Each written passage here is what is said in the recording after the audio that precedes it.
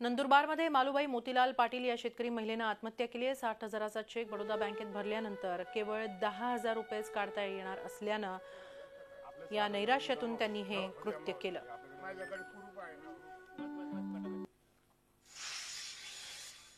शेतीमालाला हमीभाव देण्यासाठी आणि स्वामीनाथन आयोगाच्या शिफारसी लागू करण्याच्या मागणीसाठी अमरावतीत आमदार बच्चू कडू यांच्या नेतृत्वात शेतकऱ्यांनी जिल्हाधिकारी कार्यालयावर मोर्चा काढला। या मोर्चावेळी आंदोलकांनी दगडफेक केल्यानंतर पोलिसांनी बळाचा वापर केला।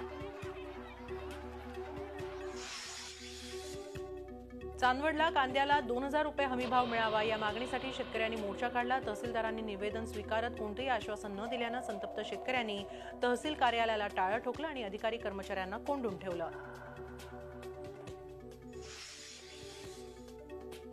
नाशिक जिल्ह्यातल्या पिंपळगाव बसवंतमध्ये राष्ट्रवादी काँग्रेसचा मेळावा झाला। यात पक्षाध्यक्ष शरद पवारांनी नोटाबंदीच्या निर्णयावर टीका केली।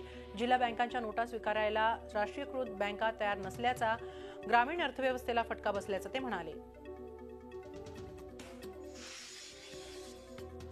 मुंबईतल्या खमाटा एव्हिएशन कंपनीच्या कर्मचाऱ्यांवरून भाजप शिवसेनेत श्रेयाचं राजकारण सुरू झालंय। कर्मचाऱ्यांच्या थकीत वेतनाच्या मुद्द्यावरून अंजली दमानिया यांनी शिवसेना पक्षप्रमुख उद्धव ठाकरेंची भेट घेतली। त्याचवेळी मुख्यमंत्र्यांनी कर्मचाऱ्यांचं थकीत वेतन त्वरित देण्याचे आदेश कंपनीला दिले। शिवसेना पक्षप्रमुख उद्धव ठाकरे यांनी आरेतील मेट्रो कारशेडवरून पुन्हा एकदा भाजपला लक्ष केलंय। मेट्रो कारशेडसाठी आरेची झाडं कापली जाणार आहेत का याची मी माहिती घेणार असून त्यात विशेष लक्ष देणार असल्याचं ते म्हणाले। स्वाभिमानी शेतकरी संघटनेचे नेते आणि कृषी राज्यमंत्री सदाभाऊ खोत भाजपच्या वाटेवर असल्याची चर्चा रंगली आहे। खोत यांच्यासारखा शेतकरी नेता भाजपमध्ये यावा म्हणून प्रयत्न असल्याचं समजतंय। खोत आणि राजू शेट्टींनी मात्र याचा इन्कार केलाय। मराठा क्रांती मूक मोर्चाचं लोण आता मुंबईत येणार आहे। 31 जानेवारीला दुपारी 1 वाजता मरीन लाईन्स ते आझाद मैदान असा मोर्चा निघेल। औरंगाबादला झालेल्या सकल मराठा मोर्चाच्या बैठकीत याबाबत निर्णय घेण्यात आला।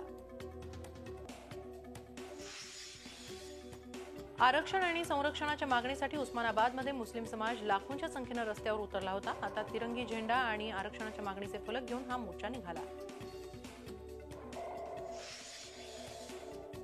मुंबई नागपूर द्रुतगती समृद्धी महामार्गाला जमीन देणाऱ्यांना राज्य सरकार मोबदला देणार आहे। प्रतिवर्ष एकरी 30,000 रुपये ते 60,000 रुपयांपर्यंत पुढील 10 वर्षांपर्यंत अनुदान देण्यात येणार आहे।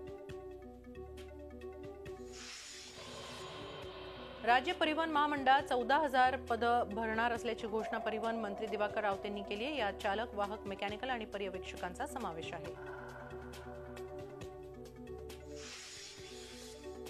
शिखांचे 10वे गुरु श्री गुरु गोविंद सिंगजी महाराज यांची आज 350वी जयंती नांदेडच्या तख्त सचखंड श्री हुजूर साहिब गुरुद्वारात मोठ्या उत्साहात साजरी करण्यात आली। गुरुसाहेबांच्या अवतार दिनानिमित्त गुरुद्वाराला फुलं आणि आकर्षक रोषणाईने सजवण्यात आलं होतं।